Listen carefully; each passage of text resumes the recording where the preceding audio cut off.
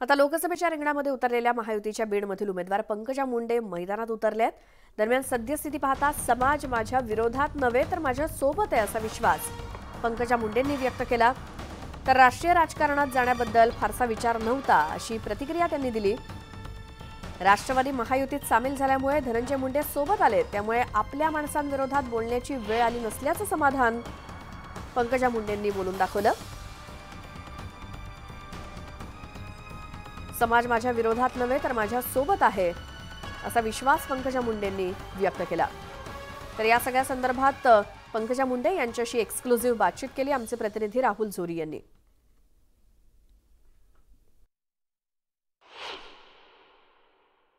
Star प्रचारक उमेदवार म्हणून मैदानात आहेत, कसा सुरू आहे प्रचार?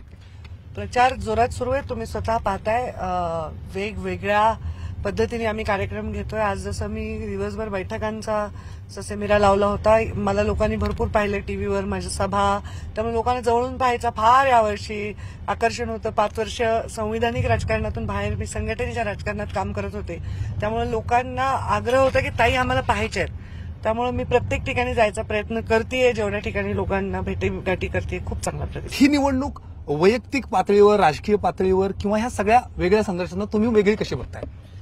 ही निवडणूक वेगळी अशाने आहे, या निवडणुकीमध्ये काही ट्रेंड असे झालेले आहेत जे गोष्टी ज्या वोकल नव्हत्या पूर्वी, लोक डायरेक्ट सामाजिक विषयांवर बोलत नव्हते किंवा जातीवाचक बोलत नव्हते, हे मला जास्ती जाणवतं यावेळी। लोक म्हणजे गुप्तपणे काय करायचे, कारण हा विषय इतका वोकली बोलला चाललाय, हे थोडंसं दिसतंय मला। माझ्या विरुद्ध बोलले आहेत असं अजिबात नाही, परंतु एक थोडंसं जास्त त्याची चर्चा सोशल मीडियावर दिसते। ज्यावेळेस तिकीट वाटप जाहीर झालं, अगदी पहिल्या यादीत नाव आलं, प्रचाराला तिथूनच सुरुवात झाली, पण धाकट्या बहिणीला बाजूला करून तुमचं नाव आलं। आज तीच धाकटी बहीण प्रत्येक ठिकाणी मैदानात उतरताना दिसते। खरं तर त्याच्या मागे हेतू कुणाचा काय याच्यावर चर्चा होत राहील, पण आज एका बाजूला त्या पूर्णपणे मैदानात उतरलाय, त्यांच्या बाबतीत काय सांगा? खरं तर प्रीतमची हॅट्रिक व्हावी असं मला वाटलं होतं आणि मी वेळोवेळी प्रत्येक भाषणात ते मेन्शन करते, पण नेतृत्वाने असा निर्णय घेतल्यानंतर तो शिरसावंद मानून आम्ही दोघीही कामाला लागलो। म्हणजे कारण बेसिकली आमच्याकडे तो विषयच नव्हता कोण, आम्ही सर्व मिळून एकच आहोत असं आमचं टचवूड, आमच्या घरातलं वातावरण आज तसं आहे। आणि त्यामुळे एक क्षण सुद्धा तिच्याही चेहऱ्यावर कुठली रेष हल्ली नाही, उलट मीच थोडा गळा काढून रडले जेव्हा माझं तिकीट डिक्लेअर झालं, की मला वाईट वाटलं, कारण मी देण्याच्या भूमिकेत आहे, मी तिच्यापेक्षा मोठी आहे आणि मी तिला दिलंच पाहिजे अशी माझी भूमिका आहे बहीण म्हणून। पण जेव्हा नेता म्हणून मी विचार केला तेव्हा मी या गोष्टीला एक चॅलेंज म्हणून स्वीकारलं। एक खरं तर राजकीय प्रश्न नाहीये, वैयक्तिक प्रश्न। मागच्या 10 वर्षात बऱ्याच गोष्टी बदलल्यात, खास करून धनंजय मुंडे विरुद्ध पंकजा मुंडे हे मतभेद त्यावेळी होते, पण मनभेद कधी झाले नाहीत। मधल्या काळात अनेकदा तुम्ही भेटत राहिलात, बोलत राहिलात, एकमेकांच्या सुखदुःखात सामील होत राहिलात। आज ती ताकद देखील एकत्र या मैदानात दिसते। या सगळ्या ताकदीचा कितपत फरक दिसतोय? एक निवडणूक लढताना एक अस्वस्थपणा नाही जाणवत या सगळ्यामुळे।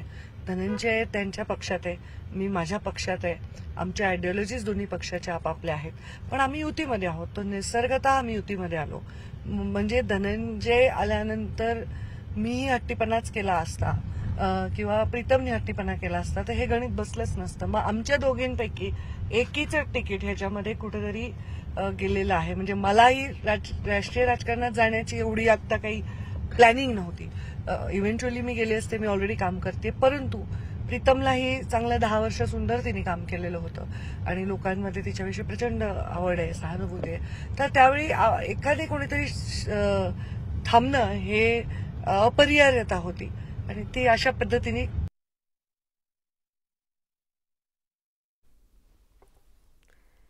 तर पंकजा मुंडे यांच्याशी केलेली ही एक्सक्लुझिव्ह बातचीत आपण पाहिली। यासोबतच वेळ झाली एका छोट्याशा ब्रेकची, लगेच परत येऊयात।